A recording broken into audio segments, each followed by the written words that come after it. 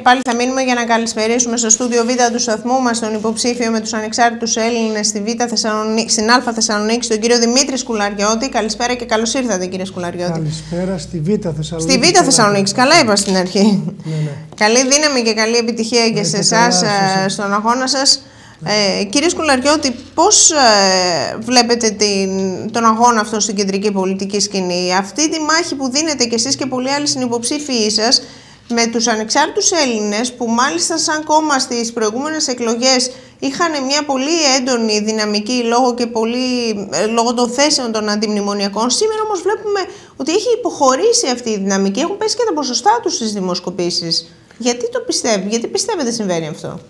Κοιτάξτε να δείτε, οι ανεξάρτητοι Έλληνες ως ένα νέο κίνημα το 2012 κατάφεραν και πήραν το 11% συνολικά σε όλη την χώρα.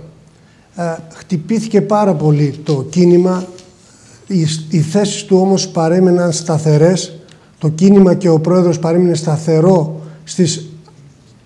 στις απόψεις που είχε από την ημέρα της ίδρυσής του και πιστεύω πως ο λαός θα το ανταμείψει και σε αυτές τις εκλογές με πάρα πολύ υψηλό ποσοστό. Μην ακούτε τις δημοσκοπήσεις, μην βλέπετε τις δημοσκοπήσεις. Δεν πιστεύετε εσείς καθόλου στα αποτελέσματα που δίνουν? Για μας οι δημοσκοπήσεις είναι η καθημερινή επαφή που έχουμε όλοι μας του κινήματος, ο πρόεδρος και εμείς οι υποψήφοι, και τα μηνύματα να είστε σίγουροι ότι είναι πάρα πολύ θετικά για τους ανεξάρτητους Έλληνες, διότι πραγματικά πιστεύουν σε αυτό που τους λέμε, το ότι οι ανεξάρτητοι Έλληνες παρέμειναν σταθεροί στις απόψεις που είχαν. Ο πρόεδρος δεν παρήκλινε καθόλου από τις απόψεις που είχε, που ξεκίνησε, που ήταν ένα αντιμνημονιακό και είναι ένα αντιμνημονιακό κίνημα, και νομίζω πως ο κόσμος θα το πάει ψηλά το κίνημά μας, τους ανεξάρτητους Έλληνες. Εσείς πιστεύετε σε μια ισχυρή διαπραγμάτευση απέναντι στους δανειστές, στο Διεθνές Νομισματικό Ταμείο, στην Τρόικα, στους εταίρους μας? Πιστεύετε ότι μπορούμε να πετύχουμε κάτι καλύτερο? Βεβαίως και μπορούμε. Αν δεν διαπραγματευτούμε το χρέος, και εμείς μιλάμε για πλήρης διαγραφή του χρέους, ή αν δεν διαπραγματευτούμε και πέσουμε αμαχητοί, νομίζω δεν θα καταφέρουμε τίποτα. Ισχυρή διαπραγμάτευση για όλους μας. Ισχυρή διαπραγμάτευση για αυτούς που θα είναι στην επόμενη Βουλή, πραγματικά για το καλό και το συμφέρον της χώρας. Μέσα στην Ευρωπαϊκή Ένωση. Βεβαίως, μέσα στην Ευρωπαϊκή Ένωση, μέσα στο ευρώ, αλλά με εθνική συνεννόηση για το χρέος. Και εμείς ως κίνημα μιλάμε για την πλήρη διαγραφή του χρέους και αυτό θα κοιτάξουμε να διαπραγματευτούμε και αυτό θα φωνάξουμε στην αυριανή Βουλή. Αυτό είναι βέβαια κάτι που προφανώς ακούγεται ως σενάριο και μόνο στους δανειστές μας.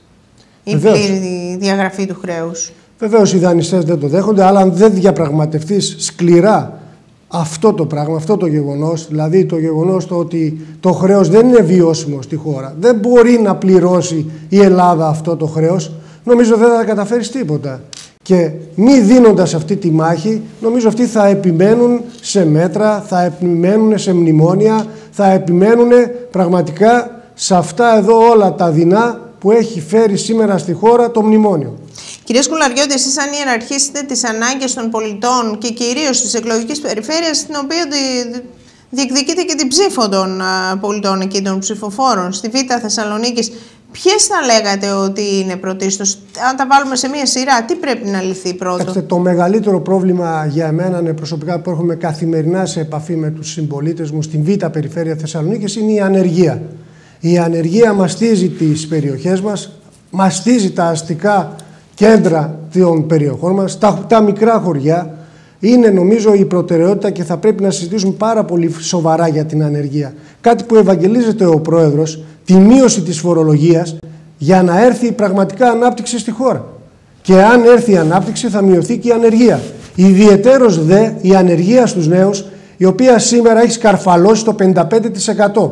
Είναι το μέγιστο νομίζω πρόβλημα αυτή τη στιγμή που αντιμετωπίζουμε στην ελληνική κοινωνία. Από εκεί και μετά... Εδώ χρειάζονται όμως θέσεις εργασίας. Πώς θα γίνουν θέσεις εργασίας? Αυτό λέω, ότι αν μειωθεί η φορολογία και έρθουν και γίνουν νέες επενδύσεις στη χώρα, αλλά και εσωτερικές επενδύσεις στη χώρα, με τη μείωση της φορολογίας θα πετύχουμε στο να απατάξουμε την ανεργία.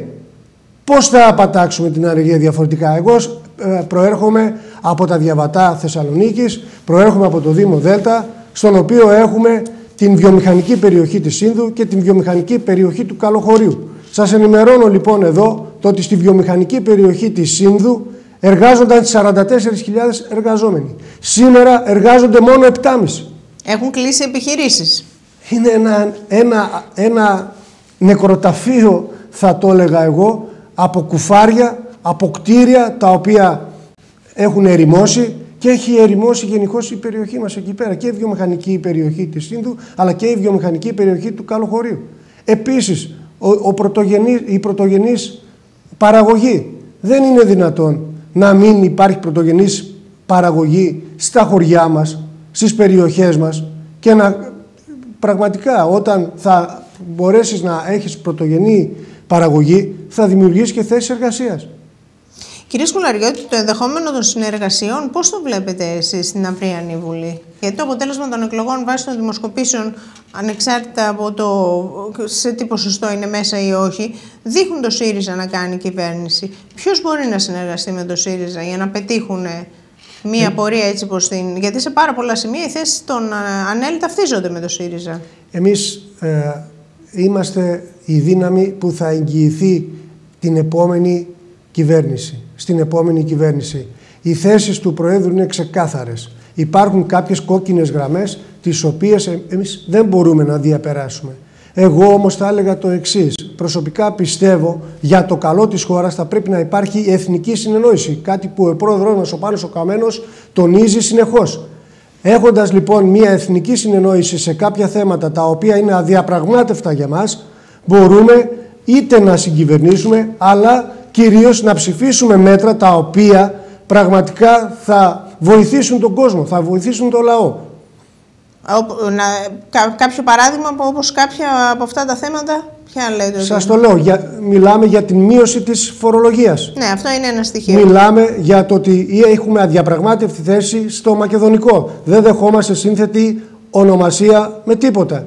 Μιλάμε για το δημογραφικό πρόβλημα της Ελλάδος. Μιλάμε για την πολύτεκνη και την τρίτεκνη οικογένεια. Δεν είναι δυνατόν να χτυπιέται με αυτά τα μνημόνια η πολύτεκνη και η τρίτεκνη οικογένεια και εμείς να σφυρίζουμε αδιάφορα. Επίσης, φυσικά, τον αντιμνημονιακό μας χαρακτήρα θα τον συνεχίσουμε. Θα πρέπει να τελειώσουν τα μνημόνια για να έρθει επιτέλους η ανάπτυξη, για να έρθει η ευημερία σε αυτή τη χώρα. Μάλιστα. Το Υπουργείο Μακεδονίας Θράκης πρέπει να συνεχίσει να υπάρχει, κατά τη γνώμη σας? Βεβαίως θα πρέπει να υπάρχει. Βεβαίως θα πρέπει να υπάρχει το Μακεδονίας Θράκης. Προερχόμαστε από την Μακεδονία, ο νομός Θεσσαλονίκης. Νομίζω ότι η έγκλη που δίνει το Υπουργείο Μακεδονίας Θράκης σε όλη την Ελλάδα είναι σημαντική. Αλλά να μην μείνουμε μόνο στην έγκλη. Να κοιτάξουμε πραγματικά να αναλάβει υπηρεσίες οι οποίες θα βοηθήσουν εδώ στη Μακεδονία, οι οποίες θα βοηθήσουν στον νομό Θεσσαλονίκης, ο οποίος είναι ο δεύτερος νομός στην Ελλάδα. Δεν είναι δυνατόν να κλείσουμε το Υπουργείο Μακεδονίας Θράκης. Για ποιο λόγο να το κλείσουμε? Μπορούμε όμως να το δυναμώσουμε. Νομίζω ότι θα πρέπει να υπάρχει και όλοι μαζί να συνεννοηθούμε στο να πάρει και νέες υπηρεσίες, στο να βοηθήσει τους πολίτες. Κύριε Σκουλαριώτη, με μία κουβέντα για να ολοκληρώσουμε, γιατί να ψηφίσει κάποιος τους ανεξάρτητους Έλληνες? Ψηφίσει τους ανεξάρτητους Έλληνες διότι ήταν το μόνο κόμμα πραγματικά και ο πρόεδρος μας που παρέμεινε σταθερός στις απόψεις του από την ίδρυσή του. Να ψηφίσει τους ανεξάρτητους Έλληνες διότι θα πρέπει οι ανεξάρτητοι Έλληνες δυνατοί μέσα στη Νέα Βουλή να είναι η εγγυήτρια δύναμη σε μια ενδεχόμενη συγκυβέρνηση. Να ψηφίσει τους ανεξάρτητους Έλληνες διότι λένε την αλήθεια πραγματικά στον κόσμο. Ο πρόεδρος μας τονίζει τις θέσεις του, έτσι, τονίζει τις θέσεις του κινήματος, τονίζουμε τις θέσεις μας όλων και συνταυτιζόμαστε με το κίνημα και προσπαθούμε πραγματικά να κοιτάξουμε τον κόσμο στα μάτια. Μάλιστα. Σας ευχαριστώ πολύ για την παρουσία. Καλή δύναμη σας εύχομαι, κύριε Σκουλαριώτη. Εύχομαι σε όλους αυτούς που αγωνίζονται για το καλό αυτής της χώρας, καλό κουράγιο, καλή υπομονή. Να είστε καλά. Ευχαριστώ. Καλό βράδυ να έχετε. Να είστε καλά.